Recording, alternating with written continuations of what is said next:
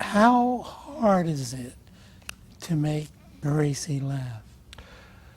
Depends if I'm being a jerk or not. There are times when it's very hard to make her laugh, and then there are times when it's. Gracie's got a wonderful sense of humor. She does. Yeah, She I has a know that. wonderful sense of humor, and she doesn't laugh daintily. Gracie laughs like a drunk Viking. You know, she just, you know, and she's just, there you go, thank you, there you go. She has a great sense of humor and loves to be able to have a great time. But you have to measure that out with her, because there are very serious realities that she has, and so you don't want to go in there and just be, you know, the court jester and act like an idiot. But every now and then I'll say something that's kind of, you know, whatever, and clever, and she'll get a smirk on her face. I do that with Johnny Erickson Tata, you know, and I'll say things to Johnny to make, and I'll tell her that, and she'll laugh, and because here she lives with quadriplegia, you know, and you have to laugh, and as Christians we have joy. Yes. That's right. It's our strength. This really stinks what we have to deal with, but Bob, this is as close to hell as we're going to be. Yeah. This is it. We will never get closer to hell than what we have to live with in this world. That's true. And for non-believers, this is as close to heaven as they're going to get.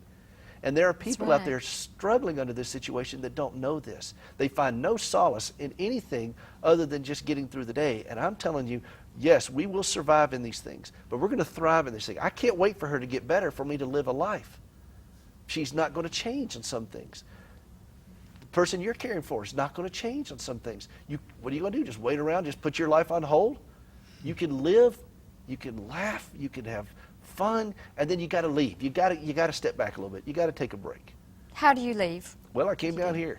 You know, I know in the green room you said, this does not work for me. This does not work for me. This is me taking a little bit of a break, and then I go over to my church a lot of times, and I just sit there and play the piano.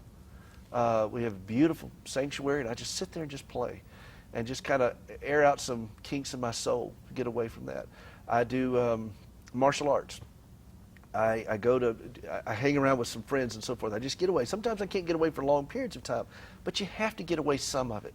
And you have to just kind of step back and take a breather. And don't feel guilty for doing it, because if that's putting on the mask, that's getting oxygen in your soul. That's the Delta doctrine. Put it on for yourself first before helping someone else. I can't help somebody else if I'm a burned out husk of a person. I had a lady tell me one time, she said, well, I can't leave my father, he'll fall. Well, he's going to fall whether you're there or not. What good is it to him if you're a husk of a person and he falls? You've got to take a break. And if you don't, you're going to kill yourself, and you're going to end up hurting the one you love. It's like life insurance. If you don't buy life insurance, but you've spent your entire life taking care of them, and then all of a sudden you die, and you leave them penniless, what good have you done?